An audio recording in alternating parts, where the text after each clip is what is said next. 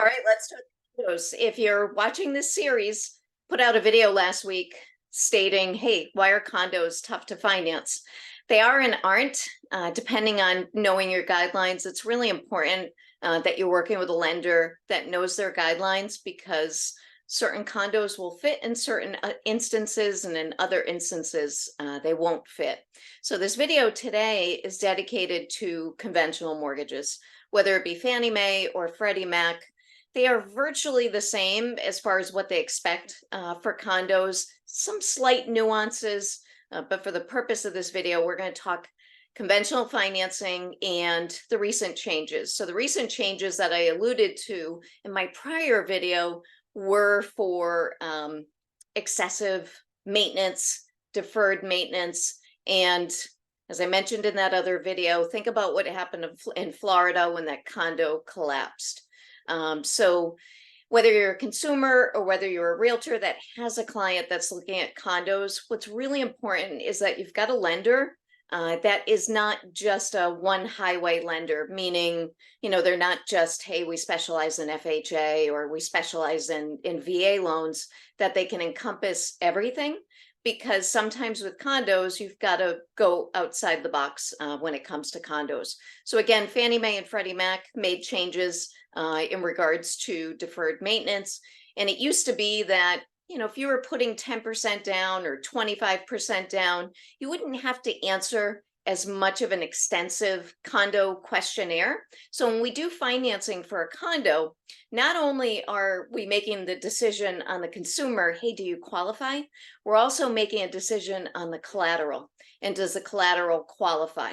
Same thing when you buy a house. We got to make certain that the house is worth it, whether an appraisal is needed or not, and the condition of the property. So what I'm going to go through is things that you should look out for that are red flags. So let's say that that you're doing conventional financing.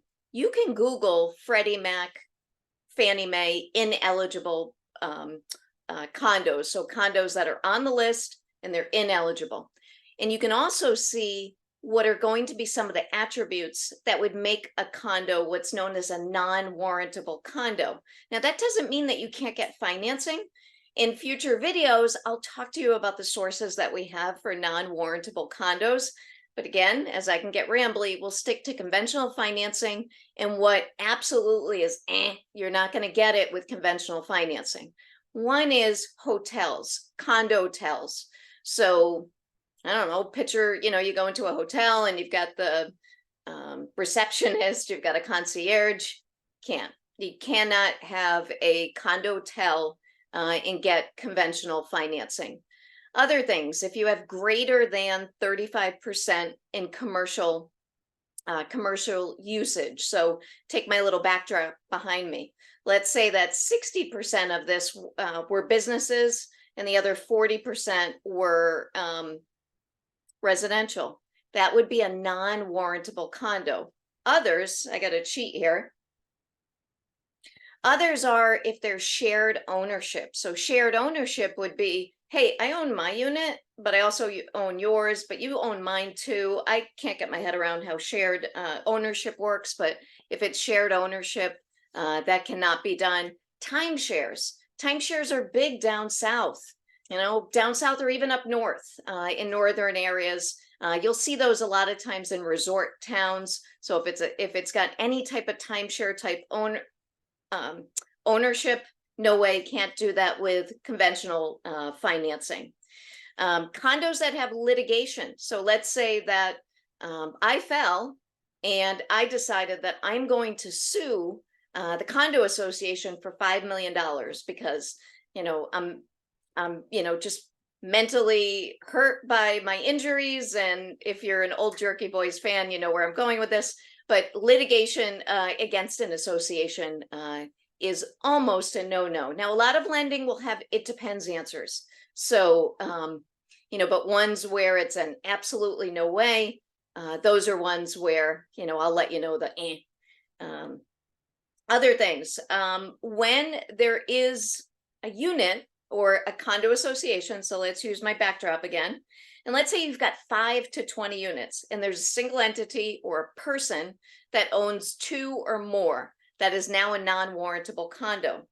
Another thing is if it's 21 or more units, if there's a single entity or person that owns 20% or more of the units, it is a non-warrantable condo.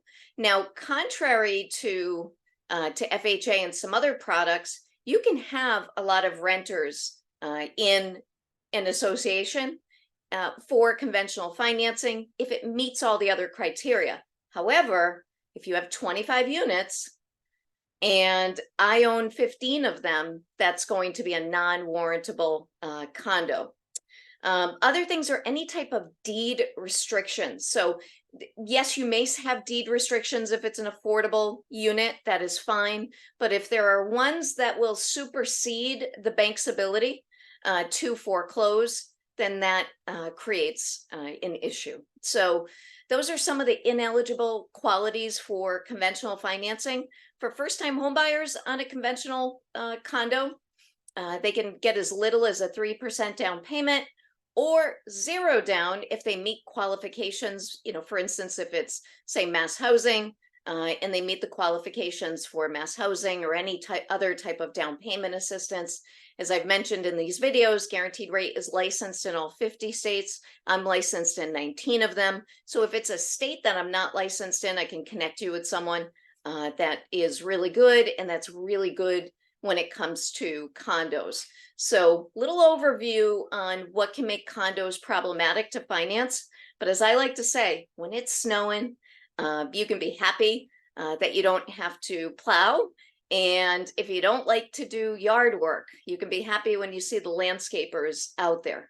But you got to go in eyes wide open. They're not the best fit for everyone. And for others, they are the absolute best fit. So, you know, every ass has a seat, so to speak. So if a condo is in your future, make certain that you stick with this series, because you'll find out what other loan products will do. And if you want to reach out to my team and I personally, if you're finding this on YouTube, you've got ways in the description to find me, or if you're finding it on social, a DM would be great.